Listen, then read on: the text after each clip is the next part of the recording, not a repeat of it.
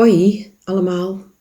Ik probeer in dit filmpje jullie allemaal uit te leggen hoe alle zielen gevangen zijn genomen en hoe alle zielen in een gevangenschap kunnen blijven.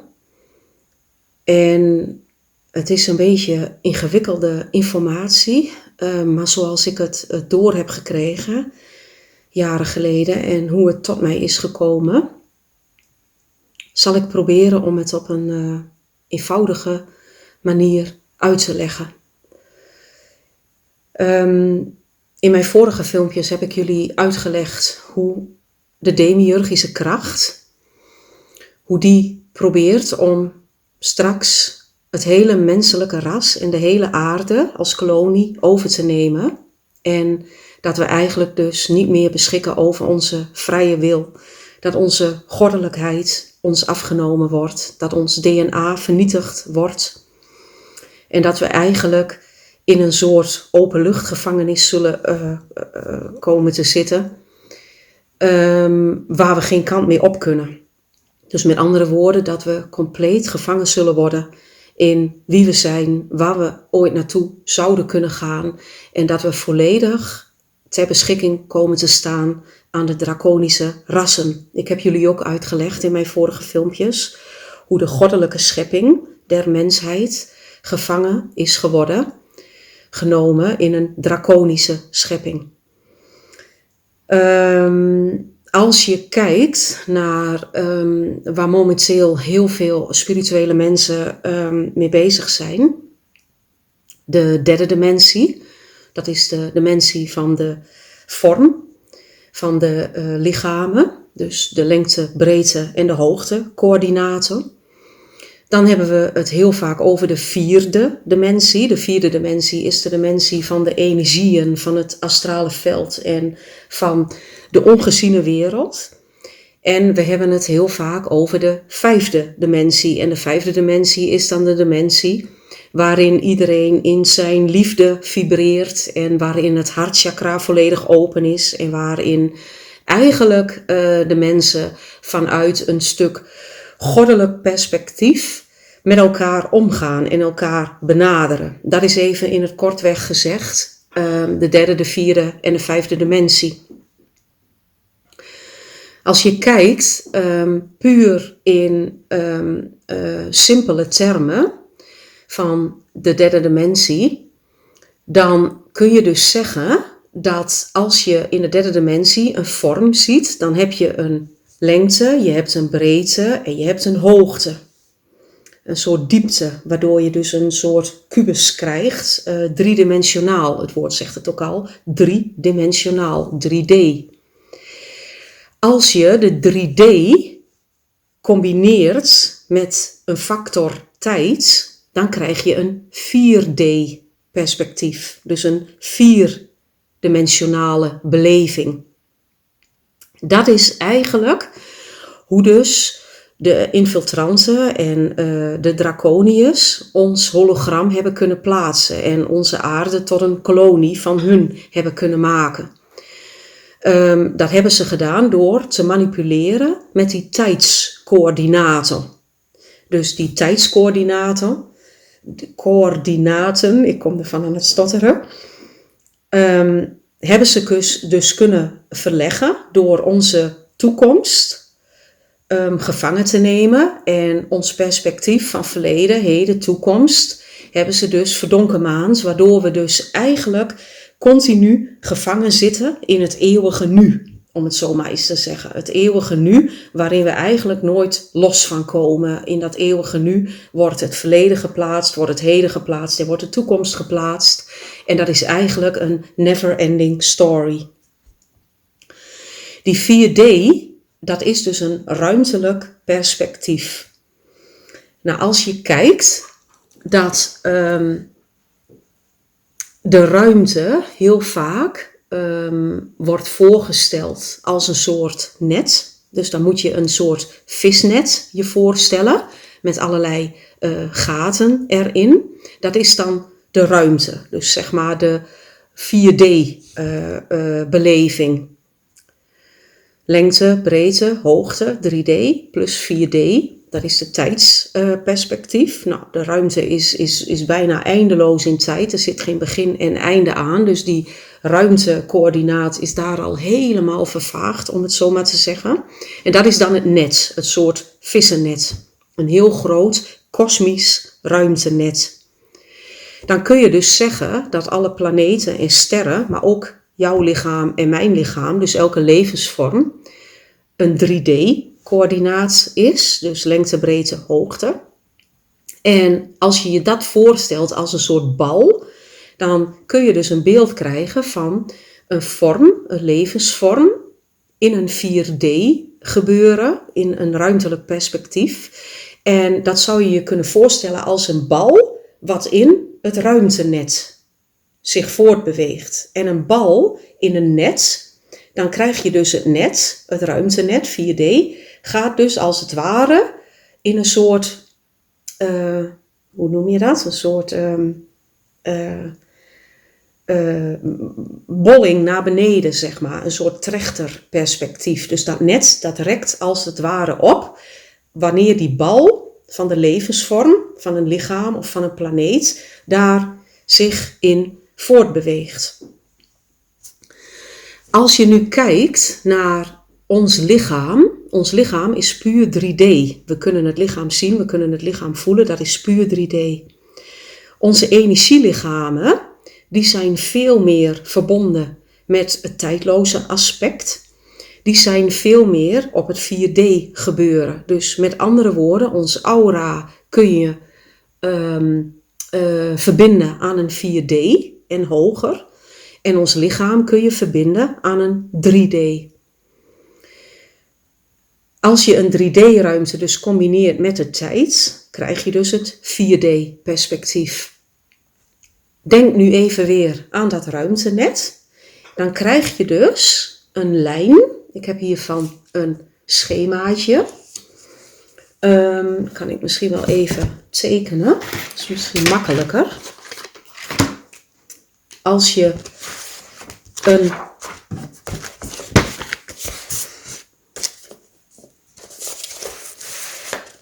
in de 4D, dus in de ruimteperspectief, in het kosmische perspectief, kun je dus zien dat er overal wereldlijnen lopen, waarlangs ons lichaam en onze energielichamen zich voortbewegen. En de wereldlijn in 3D is gewoon je leven, vanaf je geboorte tot aan je sterven. Maar in het 4D-perspectief is dus je aura zich eveneens aan het ontwikkelen langs een denkbeeldige lijn in het ruimteperspectief. Dat is een 3D-lijn. Dus, denk aan dat vierkant wat ik je net zei. Dat is als het ware een soort 3D-buis in de ruimte, in dat ruimtenet, wat zich voortbeweegt. En als je,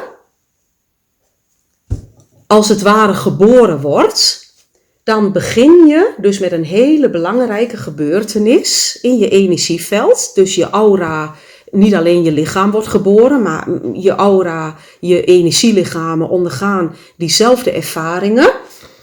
En dat worden gebeurtenissen op je wereldlijn. De wereldlijn is als het ware de lijn waarlangs jouw ervaringen zich ontwikkelen in 4D. Dus in het ruimtelijke perspectief. De opstap voor de dimensies, waarop je dus als het ware de levensvorm van jezelf ontwikkelt. Dus de levensvorm, de lijn in 4D, waarin je levensvorm zich ontwikkelen. Nou, een hele belangrijke gebeurtenis op je levenslijn in 4D, in het ruimtelijke perspectief, is je geboorte. En de geboorte volgt, nou, als je geboren wordt, dan krijg je daarna heel veel andere gebeurtenissen. Maar elke gebeurtenis, beginnend bij je geboorte, geven als het ware markeringen op die levenslijn. Dus de lijn in de 4D-ruimte waarlangs je levensvorm en je aura, je energielichamen, zich ontwikkelen. Die geven daar allemaal, als het ware, een doorsnede van de wereldlijn in de 4D-ruimte. En daarbij geldt, hoe meer gebeurtenissen er plaatsvinden in je leven, hoe meer doorsnedes je op je wereldlijn krijgt. Je kunt dus eigenlijk zeggen, je ziel werkt heel erg door je auralagen heen. De zielenroep voelen heel veel mensen als innerlijke roeping, als een heel sterk gevoel waaraan niet te tornen valt. Vaak spreek je ziel ook door je intense gevoelens in plaats van door je gedachten, door je hoofd. Je gedachten zijn meestal gevangen, maar intense gevoelens die laten zich vaak niet vangen. Dat zijn vaak heel erg de kreten van de ziel, noem ik het wel eens. Maar je ziel gebruikt dus als het ware die wereldlijn als een soort routewijzer in de ruimte, in het astrale veld, dus in het ruimtelijk perspectief. Dus met andere woorden, die wereldlijn is een soort GPS voor je ziel. En daarbij geldt, zoals ik zei, elke gebeurtenis die brengt, is als het ware een soort doorsnede van die wereldlijn in de 4e dimensie, dus in de 4D-ruimte. En daarbij geldt, hoe meer gebeurtenissen je ondergaat in je lichaam, wat dus ook je aura ondergaat, die gebeurtenissen, en ook je ziel ondergaat die gebeurtenissen, hoe meer markeringen op die wereldlijn plaatsvinden, hoe zwaarder die wereldlijn van jou in het astrale veld wordt. Dus de wereldlijn is als het ware, ligt in het astrale vlak, in de ruimtelijke perspectieven.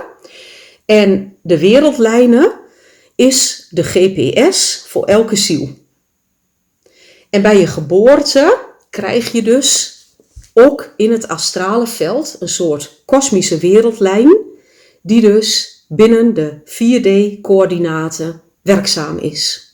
Dat is even wat je nu moet weten. Nou, dan heb je hier dus je geboorte. Dan krijg je allerlei gebeurtenissen op je wereldlijn in de 4D-coördinaten. En hier is dus je sterven. En eigenlijk kun je dus zeggen, je 3D-lichaam beweegt zich dus, als het ware, binnen die wereldlijn. Gevangen in tijd, ruimte en hoogte. Of in lengte, breedte en hoogte. En de wereldlijn verplaatst zich binnen de tijd. En je lichaam is dus binnen die 3D-coördinaten gevangen. En die gaat daar de ervaringen opdoen.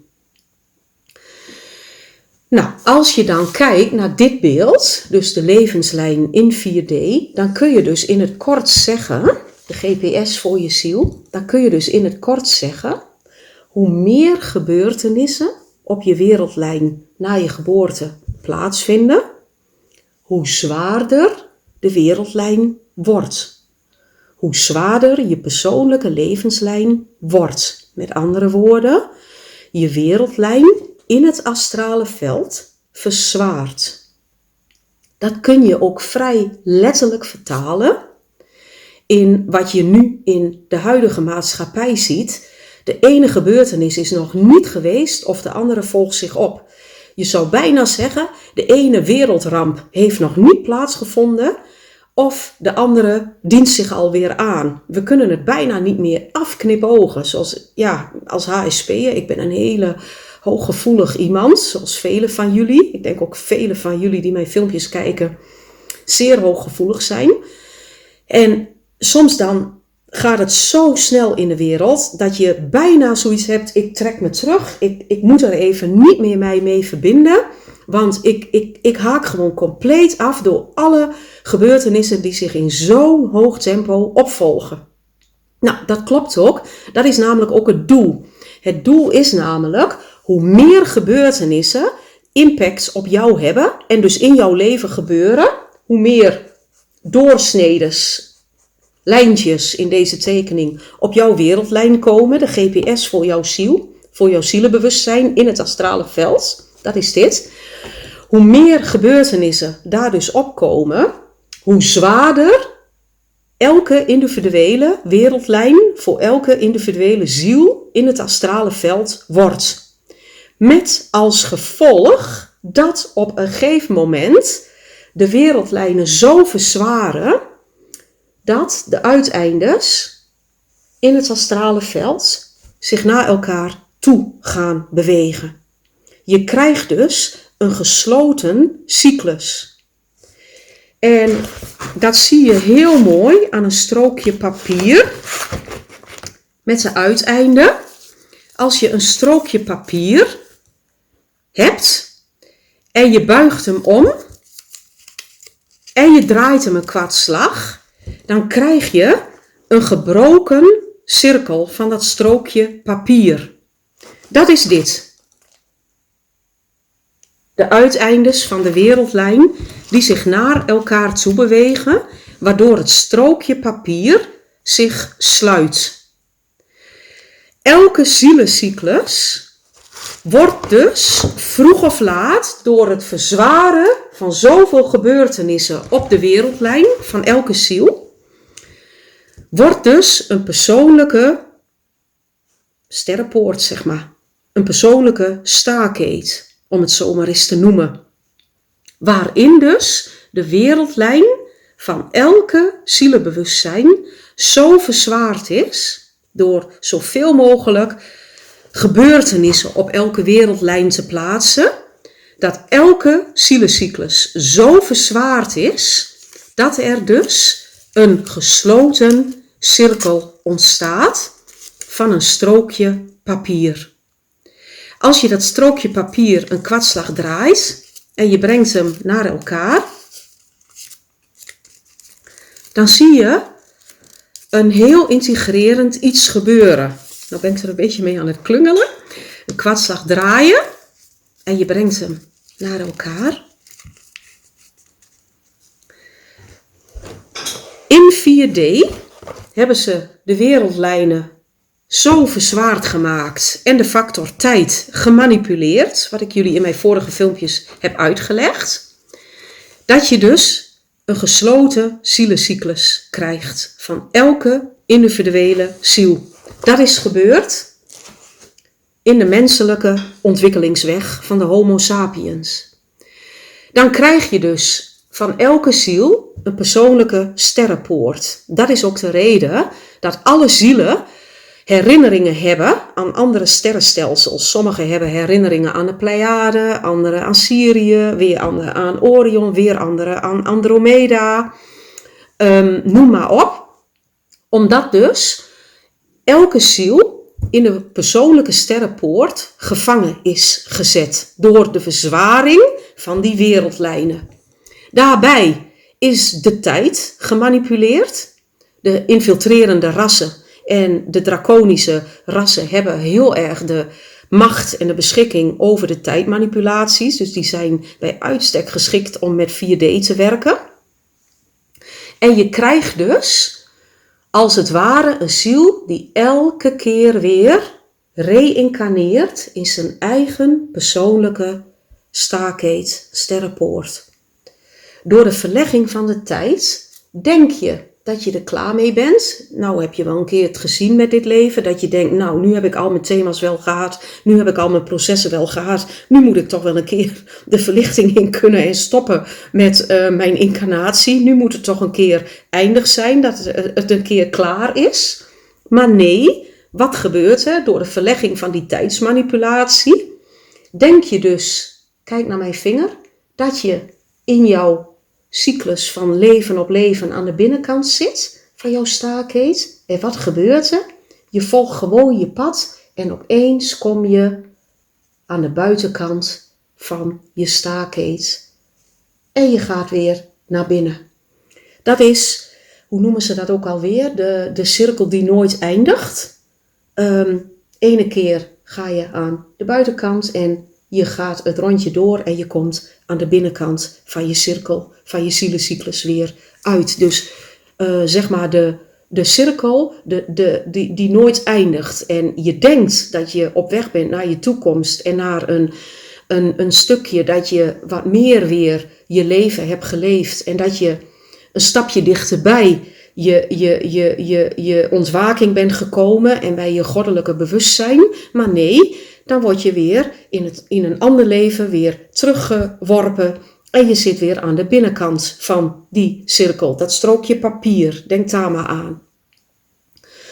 Nou, als je dus kijkt naar de zielscyclus, die ze dus verdraaid hebben in dat strookje papier, dan zitten we dus allemaal, jij en ik, in een afgesloten, draconische schepping van wedergeboorte. Dat is de incarnatiecyclus. Het is namelijk nooit de bedoeling geweest dat wij zo vaak zouden incarneren. Eigenlijk was er alleen maar vanaf het pleroma, het alveld, het alweten, het goddelijke licht, waren er diffuus licht, dus snippertjes licht, lichtvonken, die bewustzijn kregen, steeds bewustzijn kregen, goddelijk bewustzijn. En dat was spelend licht, levend licht. En de ene keer nam dat licht een bepaalde vorm aan van die goddelijkheid, dan nam het die vorm aan van die goddelijkheid, maar het was levend licht. Echt de godsvonken die speelden en creëerden en weer verder evolueerden. Maar alles behoorde bij de grote goddelijke evolutie. De grote goddelijke albewustzijn, waarin eigenlijk alleen maar spelenderwijs het licht geleefd werd. Nou, als je dan kijkt in een globaal schema, even kijken of ik me even goed houden, dan ziet het er eigenlijk als volgt uit. Dit is het beeld wat ik aangedragen kreeg om het een beetje duidelijk te kunnen maken hoe jouw en mijn zielscyclus gevangen is gezet, eonen geleden. Dan hebben we hier het pleroma. Het pleroma wordt in de oude geschriften benoemd als het bewustzijn van de Alvader. Wat dus compleet vrij is, alleen maar licht en het grote niets inhoudt. Het grote niets en het al. Dan is er eigenlijk binnen dat pleroma is er een eerste gedachte ontstaan van het grote oerlicht. En binnen die eerste gedachte, dat allicht van, laten we het even de Alvader noemen, kon dus het levend licht, alle lichtvonkjes, kon dus in vrijheid en blijheid ervaren en elkaar ontmoeten. En ja, levend licht, dat vind ik altijd wel een mooie uitspraak. Het licht leven, als het ware. Dat gebeurde binnen het allicht. Totdat eigenlijk binnen de draconische schepping, en daarvoor moest dus het hologram plaatsvinden, wat ik jullie heb uitgelegd, het valse licht gecreëerd worden en de aarde binnen een kolonie plaatsen, evenals ons melkwegstelsel, is er dus als het ware een tweede schepping binnen het goddelijke ontstaan. En dat noemen we de draconische schepping, de holografische schepping.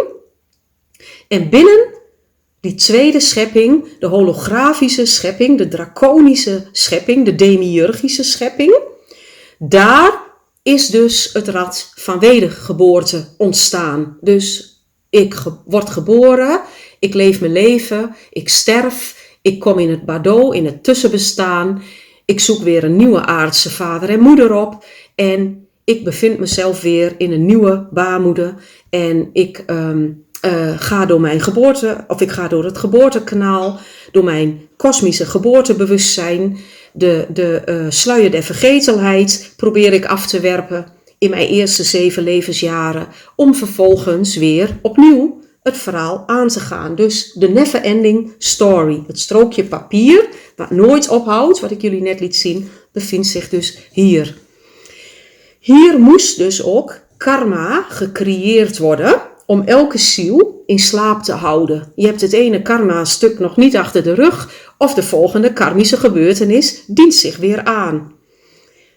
Hier is dus de wereldlijn gesloten, de uiteinden van de wereldlijn naar elkaar toegebracht in een persoonlijke sterrenpoort, een zielcyclus die ze kunnen sluiten en wat dus eigenlijk elke ziel gevangen houdt in het schaduwlicht van de demiurgische schepping.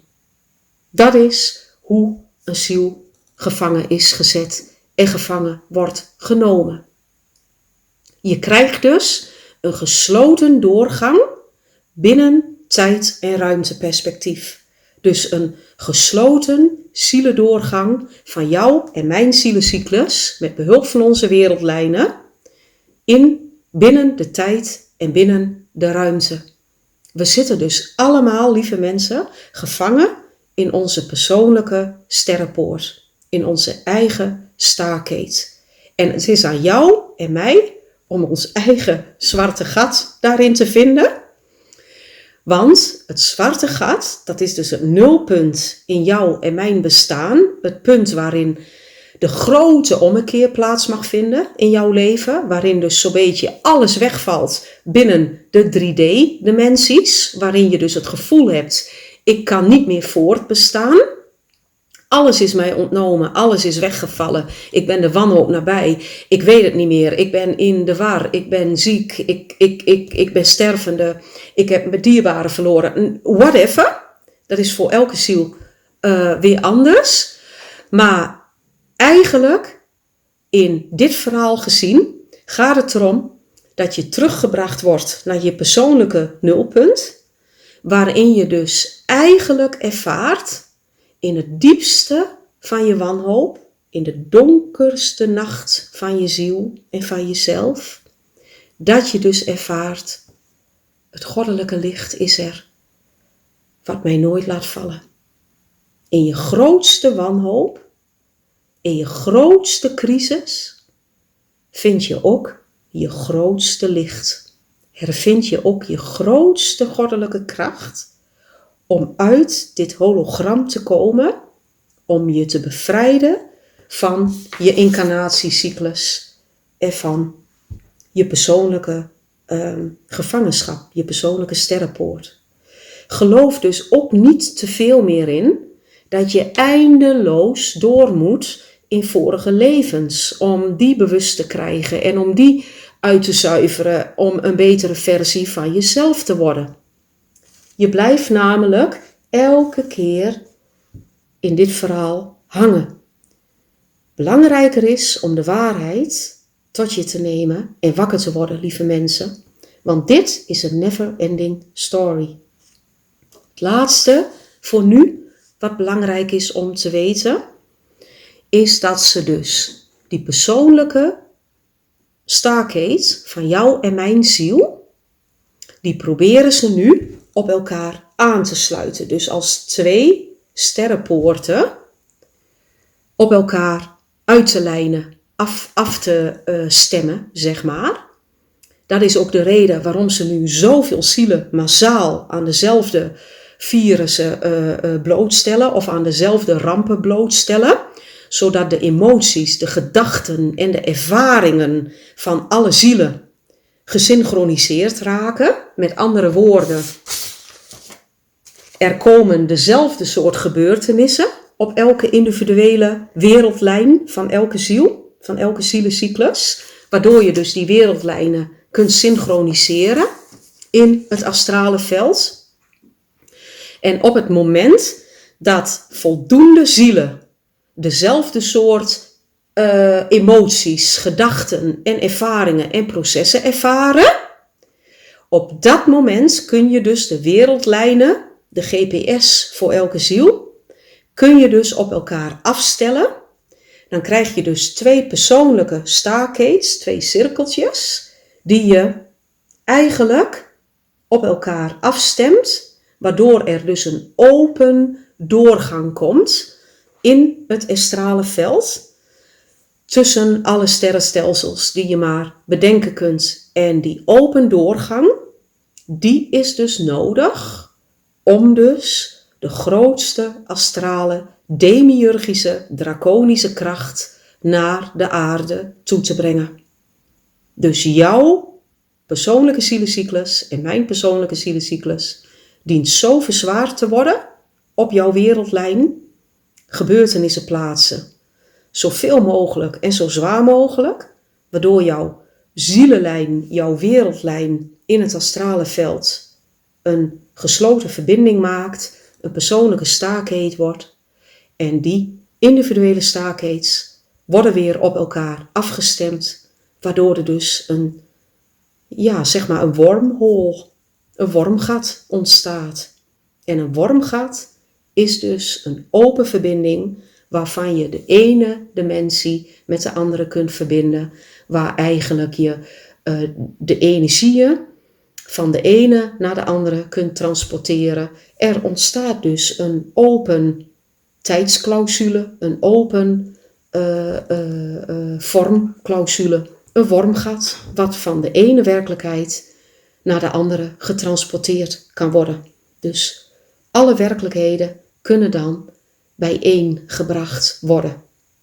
En jouw persoonlijke zielecyclus wordt daarvoor gebruikt, samen met de mijne. Dat is het verhaal wat nu gaande is. De volgende keer zal ik verder gaan met het verhaal te vertellen over hoe ze nu de wereld gevangen hebben gezet. Met dit verhaal en wat dus nu gaande is en wat er gebeuren moet om dus voor goed dit te stoppen.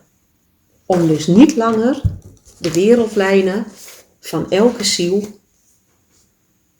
te sluiten tot een persoonlijke sterrenpoort die de gevangenis van jouw ziel is.